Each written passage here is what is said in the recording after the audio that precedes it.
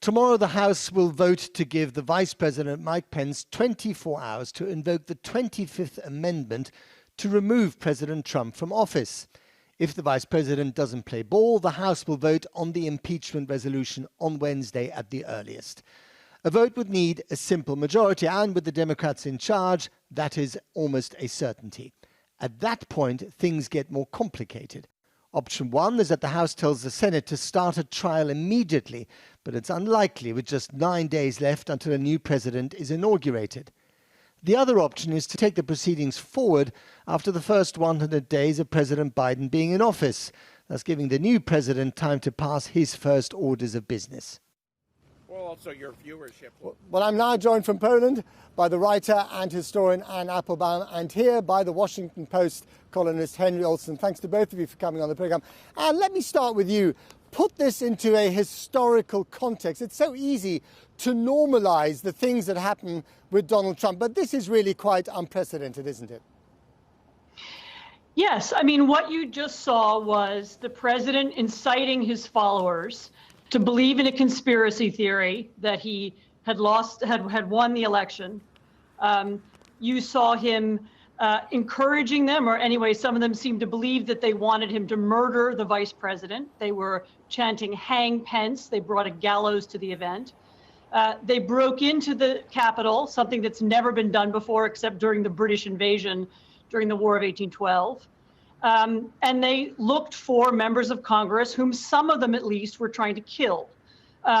We may have been only minutes away from a terrible massacre.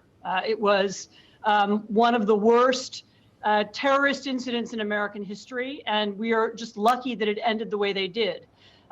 Another extraordinary thing about it, though, is that it's not clear yet that the leadership of the Republican Party, certainly in Congress, understands how serious it was and is yet willing to do anything about it.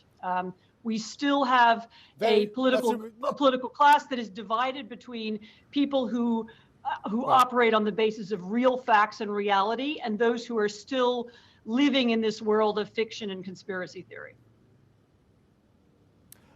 Let me put that point to you, Henry. I mean, the fact that 114 or something Republican congressmen still voted to overturn a free and fair election result, even after the violence here last Wednesday, is quite astonishing. What will happen to those people? I think that's going to be determining the future of the Republican Party, is that I expect that you will see more vocal leadership by people who are shocked and appalled and disgusted by that behavior. And I think you'll see this issue litigated in the primaries in 2022 because, of course, unlike in the British system, candidates receive their party imprimatur from the voters, not from party elites. Now, we just heard Anne talk about the fact that the president arguably even incited violence against the vice president, his deputy, Mike Pence. Why is Mike Pence still protecting his boss? It is difficult to see how the 25th Amendment can be invoked in this circumstances. That if it were simply Pence's decision, that might be another question. But he has to get a majority of the cabinet to unseat the president. And the cabinet can be dismissed at will by the president. So it's a very difficult situation technically for him, even if he were inclined to do so. He has certainly not verbally protected his boss in the last 96 hours. Anne Applebaum, what is the lasting damage to American democracy as a result of the events here in the last week? I think it's a little too early to talk about lasting damage. I mean, this was really the culmination of a series of events and things that have happened over the last 4 or 5 years, including Trump's own attacks on the American political system, including a few weeks ago, a group trying to kidnap the governor of Michigan. And we've seen these kinds of things expanding. If this turns out to be a turning point, if this is the moment when the Republican Party finally says, no, this is enough, we have to stop pumping out this fiction and these conspiracy theories and this disinformation, then it could be an end. If they don't decide that, and I don't believe they have actually taken that decision yet, then I think the damage is going to continue. I mean, we may even see more demonstrations in the next few days, both in Washington and some of the capitals, and it's not out of the question that some of those could be violent as well. Henry Olsen, what about the future of the Republican Party? I mean, the party is deeply split now. You know, they're traumatized by what's happened, but some of them are still trying to protect Donald Trump. What's their future? That's what's going to be debated and fought out over the next 18 months. That, again, the key point here is the party primaries, where people will be running for re-election. To what extent will this be the deciding issue?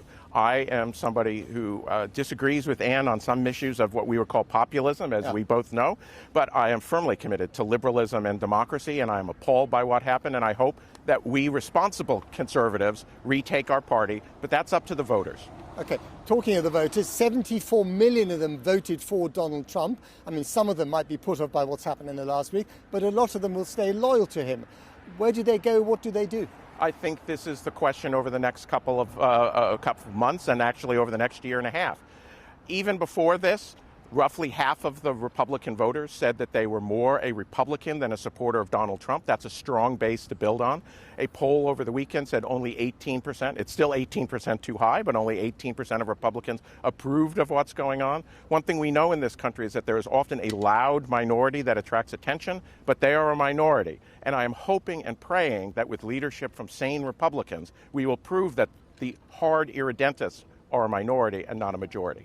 Anne Applebaum, you have got a purview of the kind of global view of American democracy. How much has American democracy as a brand been damaged around the world? It's been badly damaged. There's no point in denying that.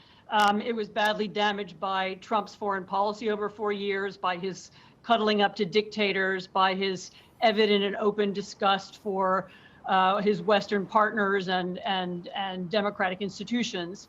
And this, of course, these images of mobs occupying the American Capitol, which are so reminiscent of other kinds of occupations we've seen in other countries, will, I think, bring it down further. And of course, the real tragedy is the people who will pay a big price for this, for the loss of American prestige and status and influence in democracy, are not even Americans, and certainly not the Trump fanaticists who invaded the Capitol. It's often Democrats in other places, Democrats in Minsk, Democrats in Moscow, Democrats in Hong Kong, who've been fighting for their freedom and who have counted on the United States to back them up, even if just morally, who will now feel that they've lost something. And of course, it's their governments, the governments of China, of Belarus, of Russia, who are going to use these images and who are going to project them into, use them in their propaganda to show that democracy has failed, that America has failed. The tragedy is really as much in Hong Kong and Minsk as it is in Washington. Okay. All right. Anne Applebaum and Henry Olsen, thank you very much indeed for coming on the program. And a quick correction.